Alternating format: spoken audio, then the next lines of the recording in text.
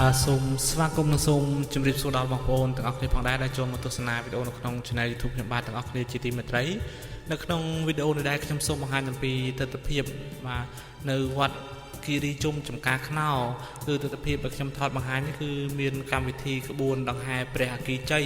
កីឡាសម្រាប់ព្រឹត្តិការណ៍ SEA Games និង ASEAN Para SEA Games បាទឆ្នាំ 2023 ហ្នឹងដែលក្បួនដង្ហែនេះបានមកដល់លើទឹកដីនៃក្រុងសិរីសុភ័ណ្ឌខេត្តបន្ទាយមានជ័យដែលត្រូវហែមកតម្កល់ទុកនៅក្នុងបាទវត្តគិរីជុំចំការខ្នោខ្ញុំនឹងថតបង្ហាញអំពីទស្សនវិជ្ជាខ្លះចែកជូនបងប្អូនទាំងអស់គ្នាបានទស្សនាអំពីទស្សនវិជ្ជានៃក្បួនដង្ហែបាទក្បួនដង្ហែព្រះអគ្គីជ័យបាទកីឡាសម្រាប់ព្រឹត្តិការណ៍ SEA Games និង ASEAN Para SEA Games ឆ្នាំ 2023 នេះចែកជូនបងប្អូនទាំងក្នុងនិងក្រៅប្រទេសបានទស្សនាបាទឥឡូវក្នុងវីដេអូនេះដែរខ្ញុំមិនបានអធិប្បាយវែងឆ្ងាយយូរទេខ្ញុំនឹងថតបង្ហាញទស្សនវិជ្ជា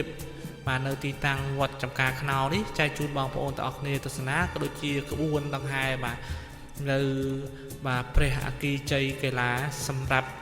ព្រឹត្តិការណ៍ SEA Games និង ASEAN Para SEA Games ឆ្នាំ 2023 នេះចែកជូនបងប្អូនទាំងអស់គ្នាទស្សនានៅលើទឹកដីនៃខេត្តបន្ទាយមានជ័យបាទឥឡូវទស្សនាទស្សនវិជ្ជាដែលខ្ញុំបានបង្ហាញ